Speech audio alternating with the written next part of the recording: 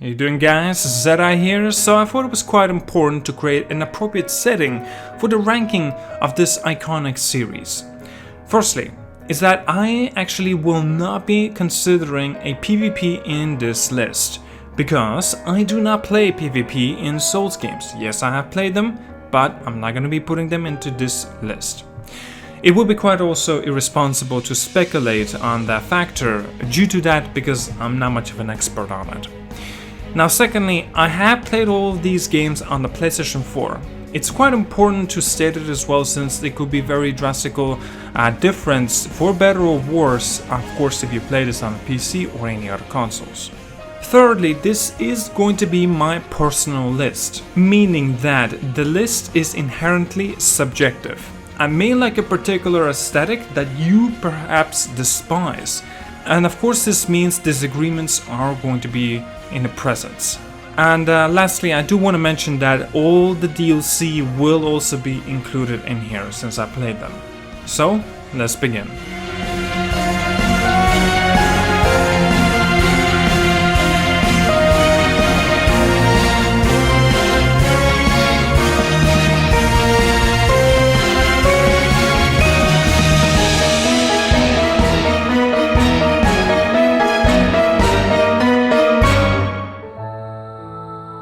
This game gets way more hate than it actually perhaps deserves.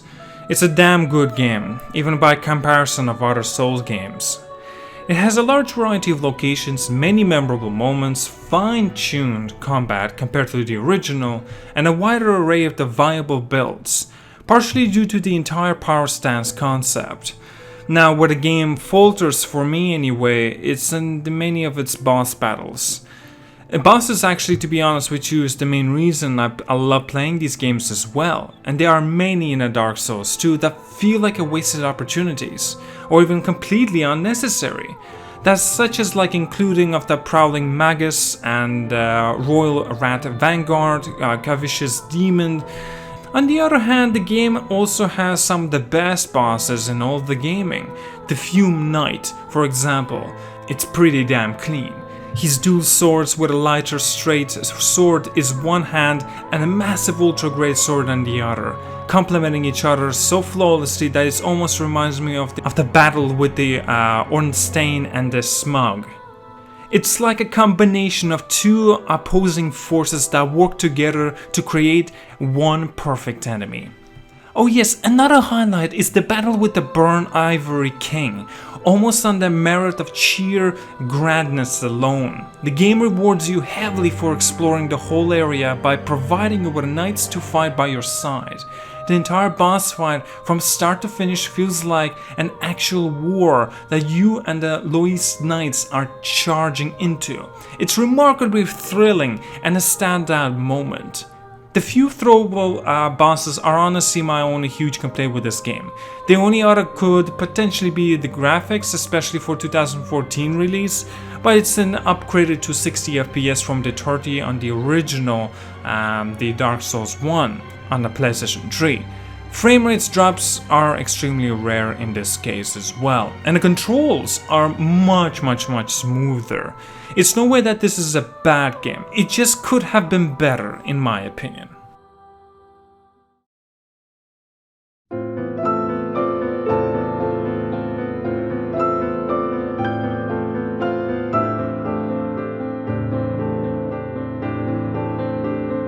The expanse and the beauty of the world From Software was able to create was comparable to the scope of the game like Skyrim, while having some of the most intertwined and ingenious level design imaginable.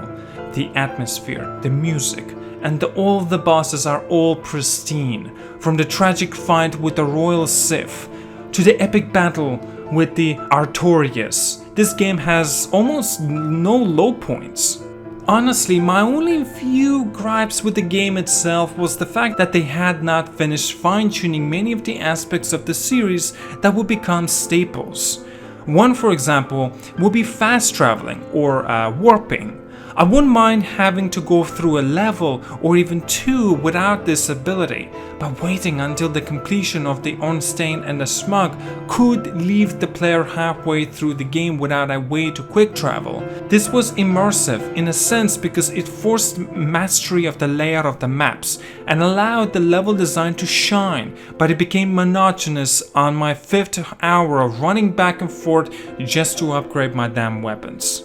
The other thing is the fact that the game instantly starts the new game plus after like linking the fire or pretty much ending the story. And perhaps my last thing might be because of the remastered version of this game. It could have been much more than it actually ended up being. Kinda disappointing as a remaster goes. I know I've spent a long time pointing out the negatives, but none of these are really gameplay or even game design flaws. They are largely minor technical issues that add up to reduce my enjoyment slightly. It is still one of my favorite games of all time, maybe even better than Dark Souls 2, which was also a damn great game. There's still one game, however, that was even more enjoyable than this masterpiece.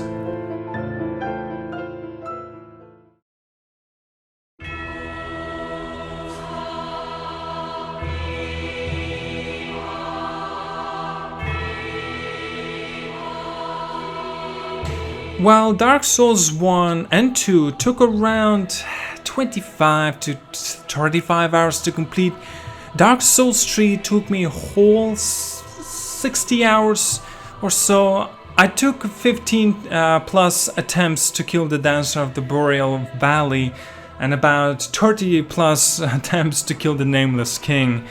And yeah, it did kind of get me angry a little bit.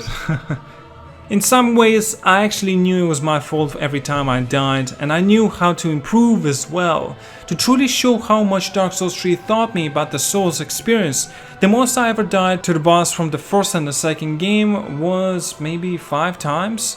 This including the Ornstein and the Smug and Artorias, Manos, Fume Knights, and every other wonderful and difficult bosses as well. This game beat me down in the most glorious ways. To that, when I conquered it, I felt a wondrous amount of quite a lot of satisfaction that translated into my future Soul game runs. I believe this is to be the best because the gameplay is the fastest and most thrilling of the three. It has the most memorable music, the graphics are miles better than the others, and it takes the best part of both 1 and 2 and uses them effectively. There were none of the technical issues that I found plentiful in Dark Souls 1, and also almost no bosses felt throwaway.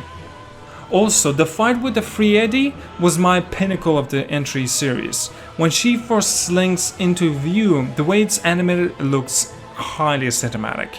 She slowly yet deliberately prowls from the shadows towards you and coolly claims she will simply end you. There's a good amount of the effective visual storytelling in these moments because this type of an entrance is reflective of her character. She has been right next to us the entire DLC, yet kept her true self hidden in the shadows. She even gave us the subtle hints that we should leave, which we obviously refused. She was the true boss of the Painted Worlds and perhaps a true queen as well. It is especially effective because I've expected to fight a huge, ominous beast moaning in the back of the snowy, covered room. Then when we kill Freddy, Ariandel is enveloped with rage, and his fury translated to me actually feeling visceral response of fear. If you have never experienced this battle, just you're currently seeing it right now, and it's goddamn awesome. And by the way, do take a look at it for yourself. Or at least I highly suggest you to give it a shot and play it.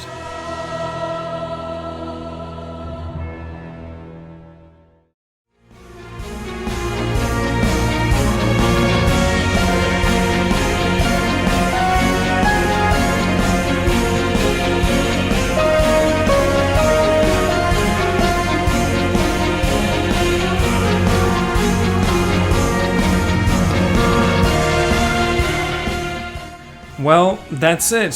What do you guys think? And tell me down in the comments which one do you consider to be the best and the worst by the Soul games. Thank you so much for watching. Like and subscribe, see you guys all later, and have a good one.